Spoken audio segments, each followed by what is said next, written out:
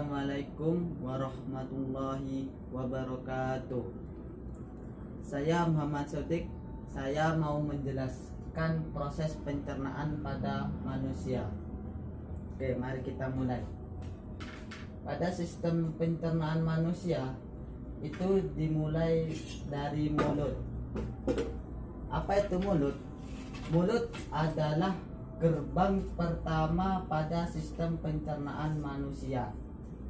Di dalam mulut itu terdiri 3 macam, yaitu yang pertama gigi, yang kedua lidah, dan yang ketiga kelenjar lidah. Di dalam mulut itu terdapat 2 proses. Yang pertama proses kimiawi, yaitu proses yang dibantu oleh kelenjar lidah, dan yang kedua proses mekanisme, yaitu proses yang dibantu oleh gigi dan lidah. Setelah makanan masuk ke dalam mulut, makanan akan diteruskan ke dalam kerongkongan.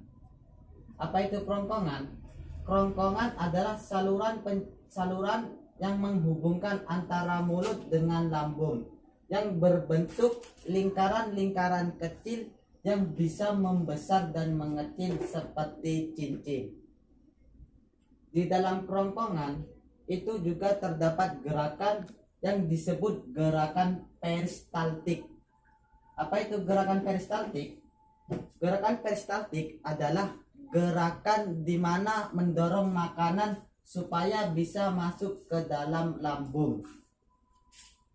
Setelah dari kerongkongan, makanan akan masuk diteruskan ke dalam lambung.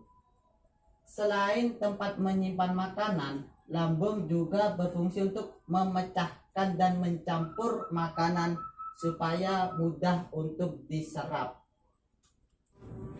Di dalam lambung juga terdapat beberapa enzim, antara lain yang pertama enzim HCl, yaitu enzim yang berfungsi untuk mematikan bakteri yang ada di dalam makanan.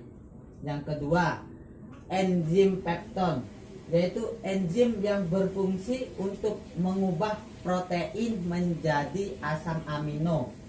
Yang ketiga, enzim renin, adalah enzim yang berfungsi untuk menggumpalkan kafein susu. Yang keempat adalah enzim mukosa, yaitu enzim yang berfungsi untuk supaya lambung tidak tergores saat melakukan gerakan peristaltik. Setelah dari lambung, makanan akan diteruskan ke dalam usus halus.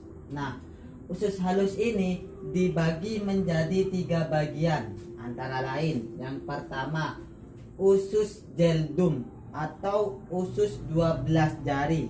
Yang kedua usus jejunum atau usus kosong.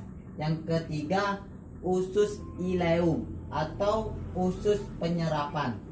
Nah, selanjutnya setelah dari usus halus, makanan akan diteruskan ke dalam usus besar. Di dalam usus besar ini terdapat 3 proses. Yang pertama proses reabsorpsi air atau penyerapan air. Yang kedua proses feses. Yang ketiga proses penyerapan lendir. Nah, yang terakhir yaitu anus. Anus yaitu saluran terakhir dari seluruh saluran pencernaan manusia.